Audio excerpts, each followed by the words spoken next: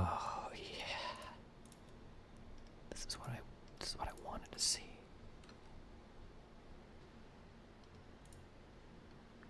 Oh my god.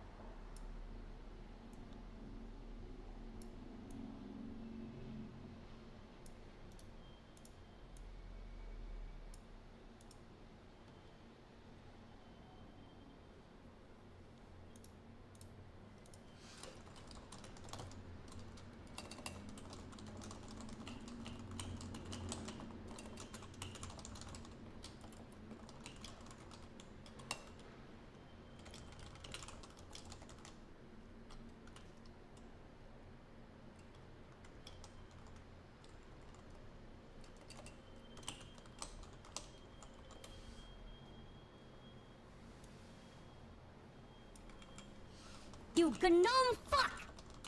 It's not easy being green. Feels bad, man. Stop slamming doors, Mel.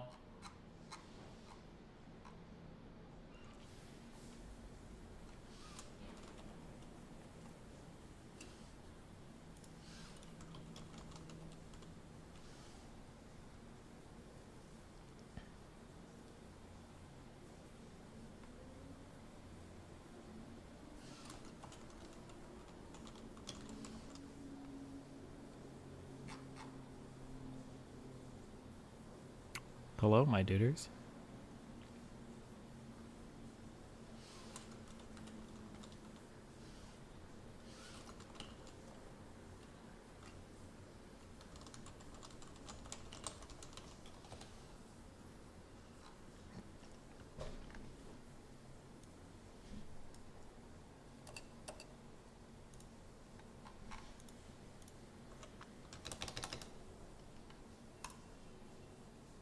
Hold on, I got like 12 hills I want to die on right now. 1 second.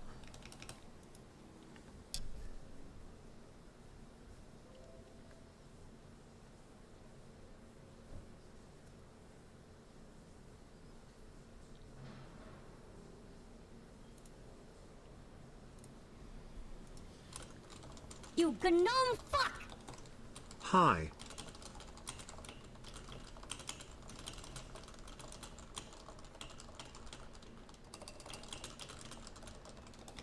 Every time I've just gotten black pilled on so many things recently. The pills are getting blacker and blacker as I become racister and transphobicer and anti-millennial and Gen Xer.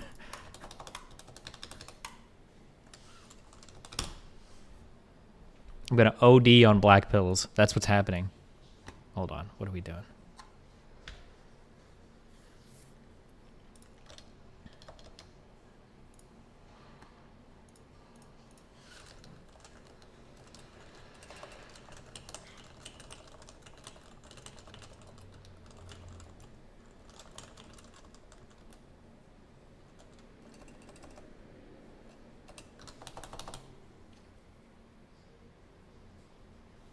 You gnome fuck! Welcome back, buddy. Thoughts on the forthcoming manifesto?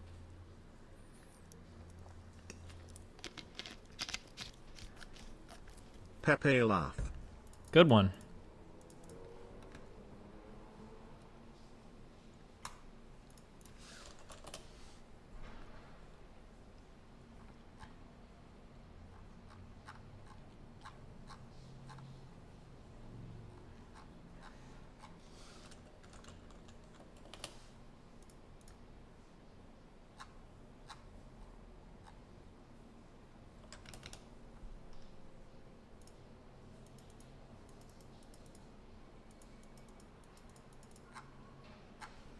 Okay, hold on, let me close this door.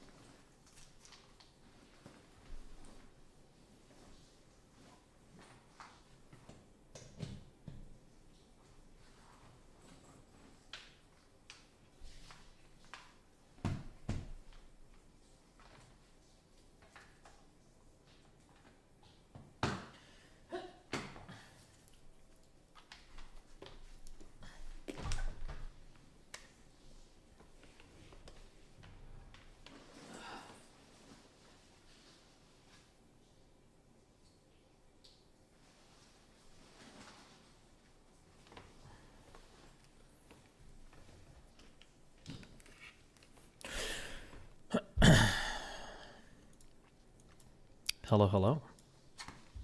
How are you guys doing right now? How's life? How's life going today?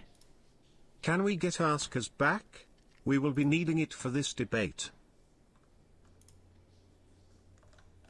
Destiny, do you not feel like your tweet encouraged reactions from people who unironically think that DM posted that thread herself? People like Know Nothing and other dick riders tWJLK unironically thought it.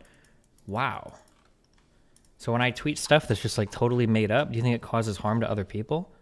That's pretty bad, man. I think we should probably encourage a culture where people probably don't do that, huh? Oof. Well, when other people follow suit, I'll be right there alongside with them. But until then, comrades, shit post away. Who cares what's real, right? As I stand atop my army of transphobes, shit posting relentlessly on Twitter.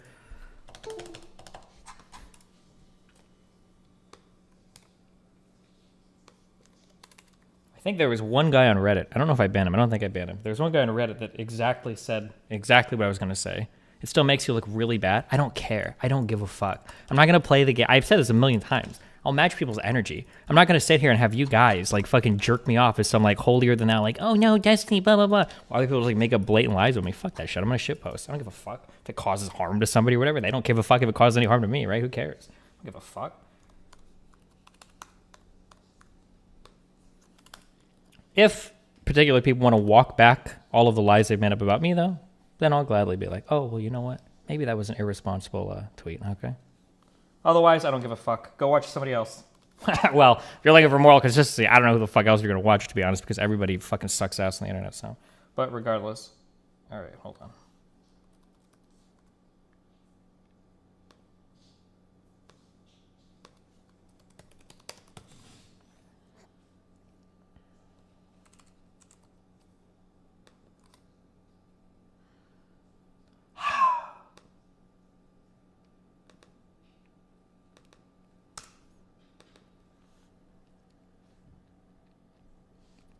Okay, match people's energy, but do it where it actually makes sense, though. What do you mean?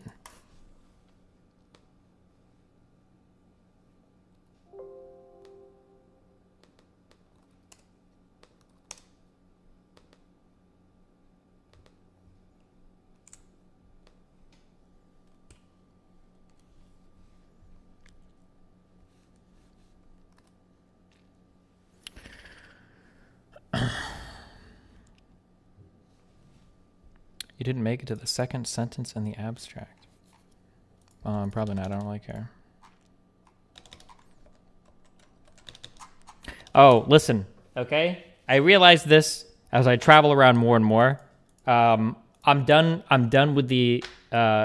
first of all, we're way done with rent control, okay? Because literally only like fucking 65 IQ knuckle draggers are still talking about rent control. However, I'm done with the expanded housing too. Here's the real reality. If you're a millennial and you're a Gen Xer, you need to go, or Gen Zer, or whatever the fuck you are. Oh shit, hold on, the streamer's resetting. Submitting quality options. What's up, my YouTube crowd?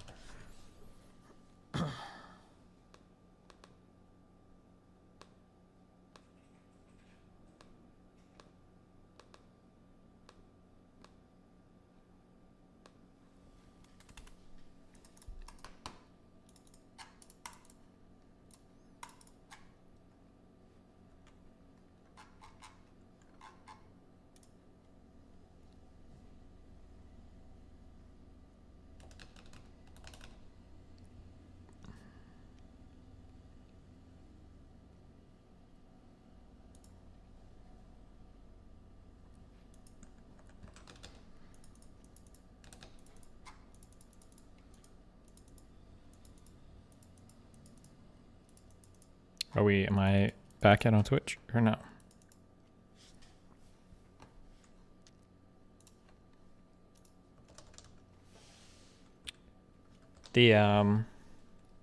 Oh, careful, right? Okay. What? You know what? Mel, this isn't a just chat. Well, actually, we are just chatting. Never mind. You're good. Okay, listen. Okay. Here's where we're at right now, all right? You guys are going to have to learn to live in other areas. That's what needs to happen, okay? I don't know why it took me so long to see this, but now that I don't know what came to me as I traveled around, but you know what? There is no single policy. There is no combination of policies. There is no law of physics. There's no way that everybody is going to be able to live in the same fucking area, okay? You can't do it, all right? I'm sorry. Go somewhere else. And you know what? I understand that a lot of you guys that live in the middle of the U.S. or in smaller cities, you've been brainwashed by all of your dipshit friends. It's the same kids that traveled to Europe one time when they were 16 and they thought that it was the best place in the universe above all else, okay? The people that think that, oh no, like there's only 4 cities with jobs. Like you can't get a computer engineering job in Arkansas. Those don't exist. I don't even know if they have internet there yet. Oh no. Listen, it's time to change, all right? We're going to start changing the culture, okay? And we're going to start it on this stream, all right? You gotta go somewhere else, okay? That's what has to happen. There is no combination of policies that is going to, you're not going to turn Miami, New York, San Francisco, LA, and Seattle, and Portland into Tokyo, all right? It's not going to happen. It's not going to happen. I'm serious. You gotta, there's no papers that fucking shitlock can spam to me. There's no fucking studies that no opinion can try to fucking come all over. There is no, it is simple physics, my friends. You cannot have every single fucking person in the US live in one area. You know what? And I will for one moment in my life, and I hate myself for doing it. Okay, Melina's not listening. Okay? You gotta go to Europe, okay? I did not realize how crowded to shit fucking American fucking cities are. I don't know how the fuck people... Go the fuck away. Leave. Go away. No, go. let's go to Europe. Go away. Let's move to Sweden. Coach. Yes. Okay. Every nice place in the United States is literally crammed shit full of fucking people. There is not a single nice place in this fucking country that doesn't have 50,000 fucking people living within 2 miles of it. Okay? All the nice places are crowded, and the whole part of the country, the whole middle part of the country is fucking empty. Okay? You know how you learned in physics, in chemistry, that atoms are like 99% empty space? And then in physics, you learned that like the universe is like 99% empty space? Well, guess what? Okay? Apparently in the US, it's also 99% empty, uninhabited space. Spread out a little, motherfuckers. Okay? Spread the fuck out.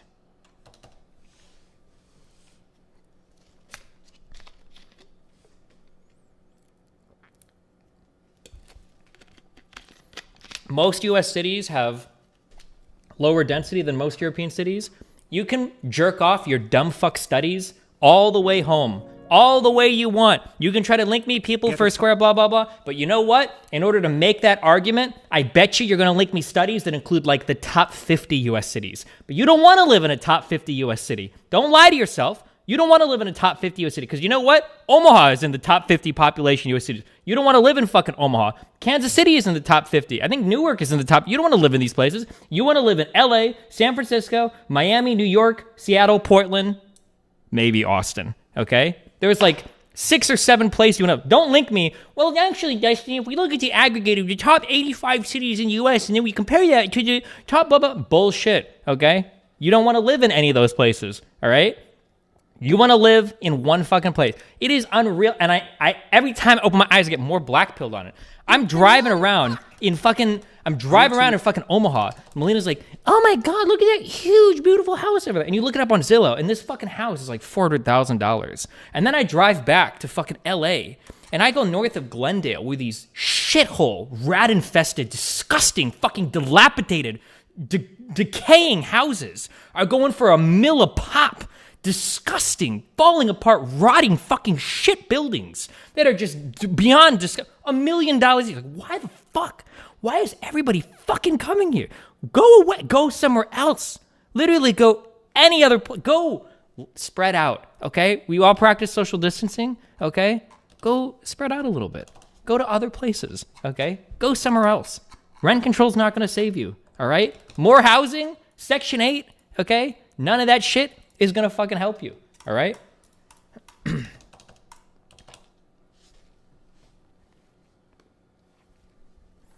For everybody saying, why did I go here? I came here because I can fucking afford it. I don't come here and then cry that, oh no, please, California, what is it, Prop 22 or Prop 13? What was the one with no more property tax? It wasn't Prop 22. Proposition.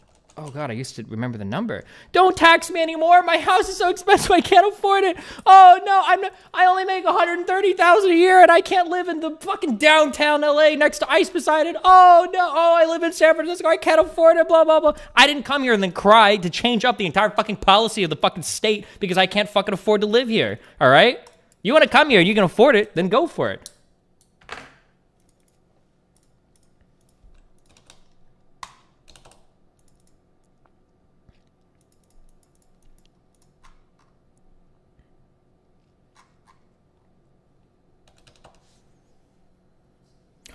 Don't you think that kind of exacerbates inequality a bit? I'm telling you, okay? So this is where we gotta take away the moralizing, okay? I'm just telling you facts, okay?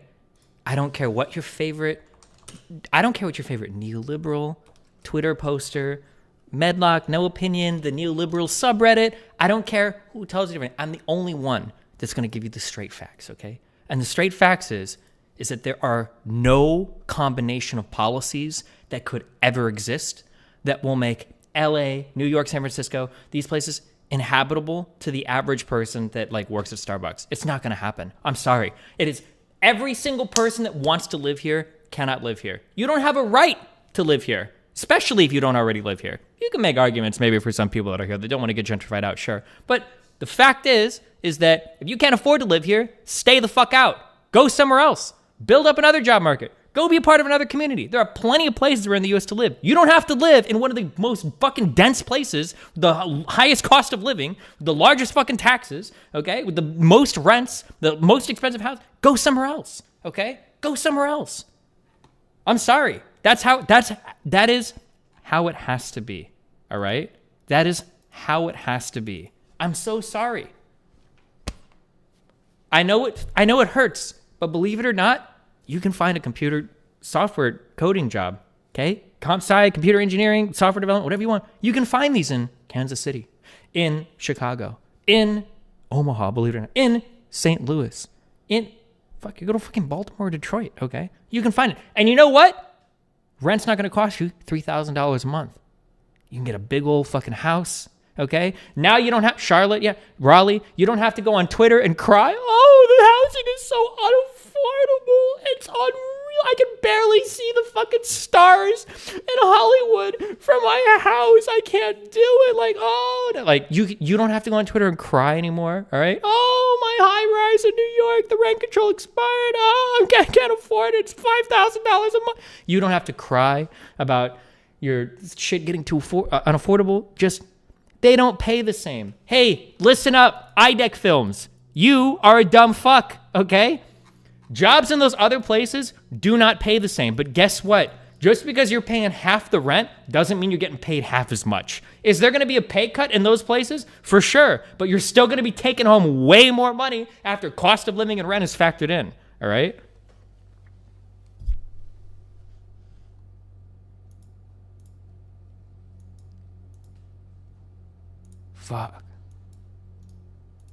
Fuck all of you. I hate you all so much. I just hate you. Okay, download this. That's what I'm downloading. Oh yeah.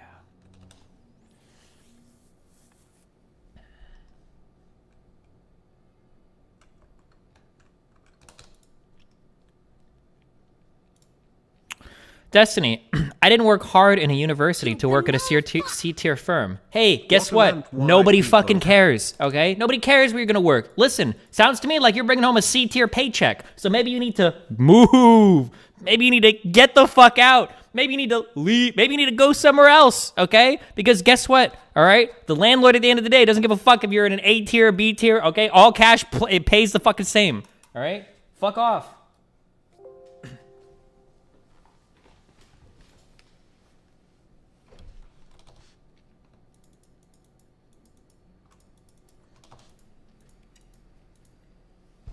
What you said sounds intuitively correct, but do you have evidence to say that effective wages are higher in less populated areas? I mean, we've looked it up on stream before. I mean, just think about it, right? Let's say that you get like a decently cushy job, like LA, San Francisco, like computer engineering. You come out, you're making like $80,000 a year, right? What is your fucking rent? $3,000 a month, right? If you go to fucking Omaha and you get a rent for easily $1,000 a month, do you think you're only making 35, or not even? I'm sorry, fuck. What? Do you think you're only making like 30,000 a year, like 28,000 a year? Yeah, well, I got my undergrad. I work in nursing now, but unfortunately, I work in Kansas City. So as a nurse, they only pay me about $7.25 an hour. What are you gonna do? You know, LOL.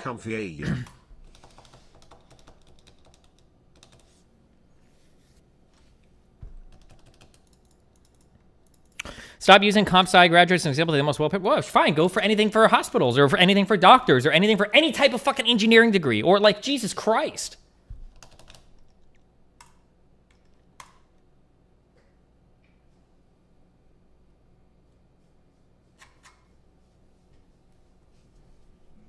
How about education like colleges and high/middle schools?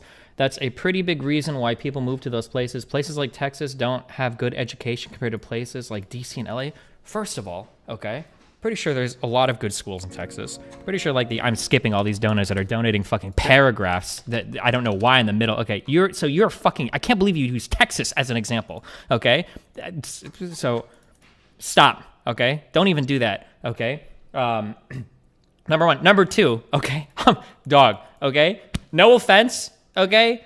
I went to a private school in Omaha, Nebraska, and I know more from school than 99% of the dumb fuck undergrad graduate people, like the people that got their 4-year degrees. So I don't think the middle school and the high school are doing you much like fucking service if you're in California or DC or whatever the fuck else you think you're in, okay? I got news for you, buddy, all right? I don't think your middle school or high school shit matters that much because there's a lot of dumb motherfuckers out there, even with 4-year degrees, all right? So the idea that like, oh no, I can't live in the state of Missouri because I'm not gonna find a good high school? Get the fuck out of here with that. Come on.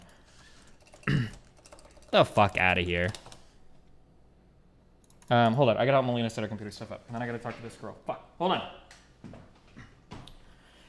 Among Us. 1 second.